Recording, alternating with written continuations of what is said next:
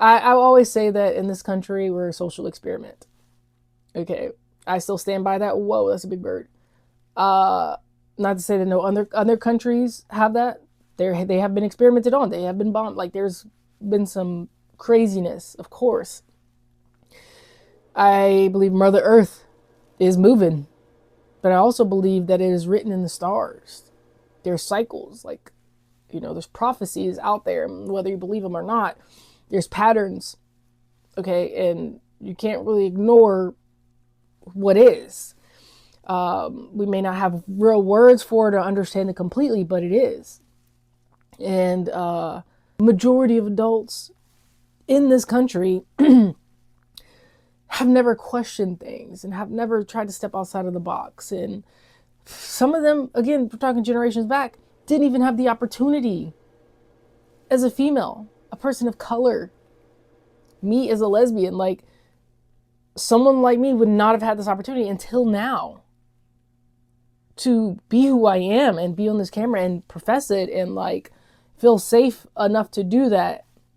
And even then, it's still not safe a lot of the times. And, I don't know if it ever will really be and all that. And we'll never really get rid of racism and things like that because these are ideologies, these are ideas. They won't die.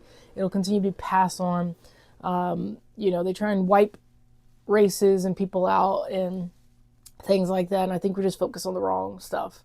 But that's like colonization and conquering people and just trying to be in power and the leader and all this, because there's a line between coming together and building something and working together and living in harmony and that type of thing. And of course, you're going to have outliers. So you need, protection and all this other stuff. But then it goes to the deep end of like, now we're not playing, we don't just have defense, we have offense and we're going after people. That's a bully. And so I guess just, we're coming up on the holiday of this country. We've already went past Juneteenth, so happy Juneteenth to you all out there. Because a lot of people were not free when they celebrated the 4th of July. And so, most of us still aren't free. I mean, if we're really honest about it, and at the end of the day, a big part of what I do is I say the sacred rebellion, and you may see that on some of my social media. And I know it's kind of vague in a sense, but it's a sacred rebellion because this is nothing new. It's been going on for generations, centuries. And when you go against those in power, when you go against those who are trying to control, I believe that is, well, obviously a rebellion. You're going against it. And I believe it's sacred because this is deeper than a physical world. We are in some other territory right now. Not to say that it hasn't happened before in the past. We just don't remember it. But if that isn't even the case right now, we are in some territory that has not been seen before. And, these things where countries go against each other, where people go against each other, they're no longer just using physical items. We're talking about the mind. We're talking about frequencies and sound. This is real stuff. We're talking about nanotechnology. Okay. And I don't like to speak on it a whole lot because I don't think worrying about stuff is going to solve anything. I think bringing awareness to it helps. Depending on what level you're at, you definitely need that awareness. But what are we doing as well? And so the sacred rebellion is, first of all, understanding that it is a battlefield of the mind, of the heart. This is spiritual, but it's not just that, it's physical too. So we can't like ignore that as well. That's why I always talk about like being strong physically and mentally and in your heart, spiritually, emotionally, on these different levels. What we do is we equip ourselves, and that's what I do here on this channel. And that's one of my missions is to, I say the growth guide, and that's very 3D world verbiage, but I like to come there as an intro, and then we'll go a bit deeper, which is, I guess, where we're going with this video a little bit. And maybe it's needed, but just a guide in a sense of We are in this 3D world, but there's a lot going on around us that we cannot see. Maybe you feel it, you sense it. Some of you may have gifts that can see and know and understand that. Those of you who it may be hard for you to understand or even believe that, that's okay. But it is factual of the weapons that we have now. Bioweapons, nanotechnology, AI. Okay, these things use chemicals, frequencies. Okay, they use technology. They also use psychics. They use people with other gifts to assist as well. I mean, there's a lot to it. Oh, hold on a second. Hello? Hello? All right, well, I realized that my phone storage was full while I was making that video, so it didn't finish off with the second half of the video, but it's interesting that it cut off right when I got the phone call. And I don't even remember the whole extra second half of that video. It was actually pretty good. But what I just experienced in the meantime, one, my microphone's not hooked up, so I know the sound may be a little different, and it's raining right now, but community is important, us being together and understanding that there is a reason why they want us divided, separated, and that's also internally. If you don't trust your own mind, then how are you going to trust anything else around you? It's called discernment, intuition. Okay, that's the self-discovery journey that I talk about. The self is who you are. Your fingerprint in this world is that because you are uniquely you. There's no one else like you. And we need you as well. You are needed. I hope that you understand that. And this is really the whole point I'm trying to make, is that if we stay separated and divided, we can't trust anyone, can't even trust ourselves. Why would we want to take care of ourselves? Why would we want to help the next person? Because we think that they're against us as well. And what I just experienced in the area that I'm in right now was a very diverse group of people compared to what I would even assume would be in this area. And that just showed me that we're being told things and to believe certain things that are not true. Yes, it can be two things at once. So at the end of the video that I did, or I thought I was recording, basically it was just saying, one, you have to trust yourself. So we're coming more inward, okay?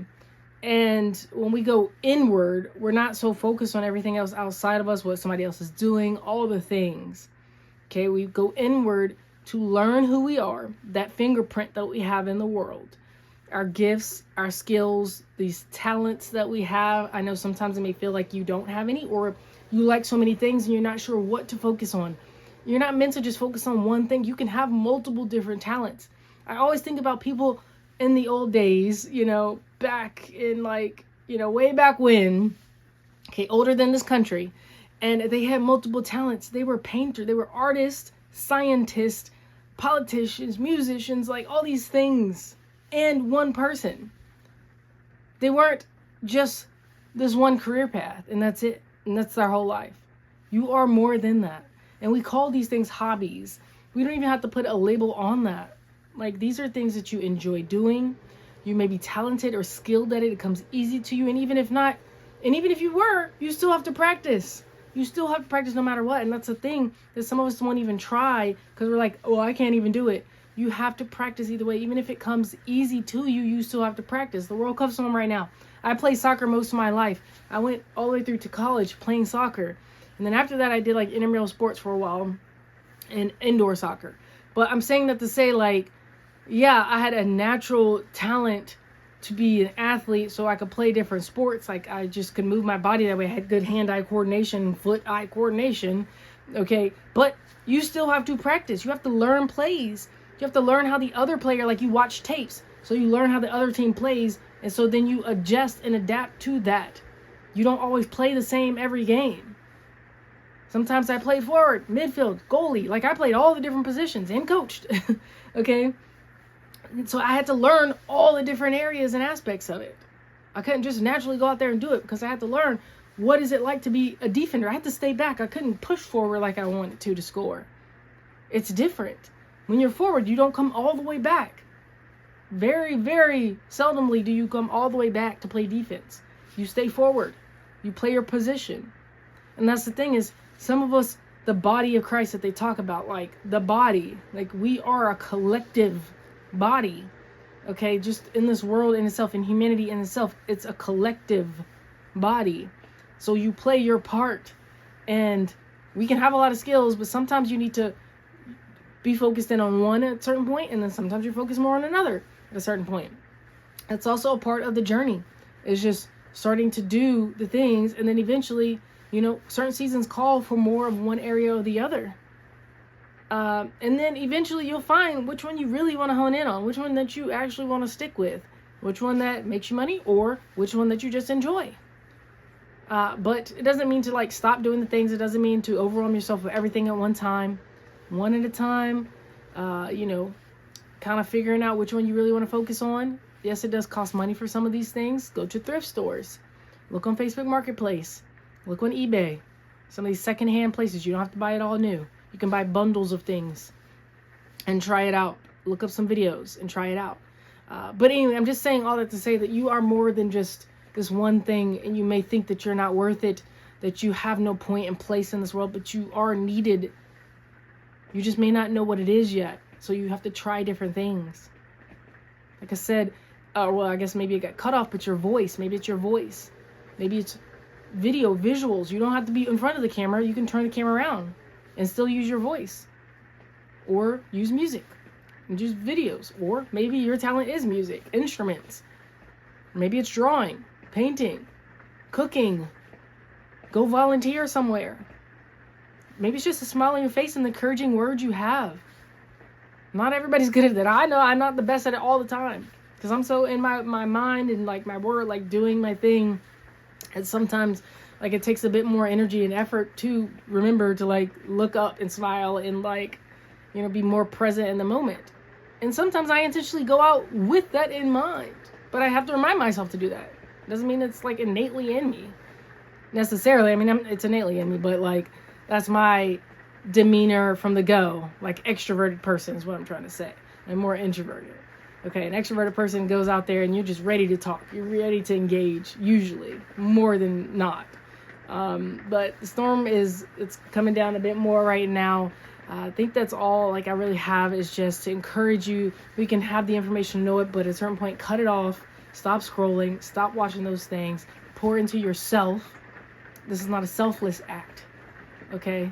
Or a selfish act. It's selfless at a certain point because you are needed. And so in order for you to fully show up, you have to pour into yourself. You also have to learn yourself. Again, what are those gifts, skills, talents, interests, practice? And that takes time. That takes intentional time and effort. Going in and doing that for yourself. And then we can go out and show up fuller for others around us. Because then we're building self-trust, confidence that builds your worth. You want to treat yourself nice now because you know you deserve it. That's pine cones falling on the roof. But I think that's my cue right there. I'm going to get off of here. Yeah, you are needed. Continue to shine on. Continue to breathe. We're going to start with the little things. We're going to breathe. We're going to smile. And to think of some things to be grateful for in the moment. And then we're going to just do some inner work. And if you've already been doing that inner work, now we're going to go out and make that impact in the world. We're going to show up. We're going to speak to others with some kind words, with encouraging words. You know, give some hugs out. Or just smile and wave. All right? Even if just wearing a shirt that puts a smile on people's face, make people laugh. Whatever it is. Sharing their content like this. You can like this video. You can share it. You can subscribe. Comment for me. That helps. Doing that on other people's pages as well. I mean, just spreading that is what that is. Shining. That's when I talk about that. It's just radiating. It's a ripple effect at that point. But you are needed. You are needed. Even if you may not feel it right now, you are. You know, and you should relieve some of that pressure that's on you, that you may be feeling right now. Whatever it is that's holding you down. I hope that you can be uplifted today. I don't know what it is that will help do that. If it's not this video, then something else, hopefully, that will come into your life, or you will feel it, and or you will see it, and we will continue to shine. So until next time, take care of yourself, and I will see you then.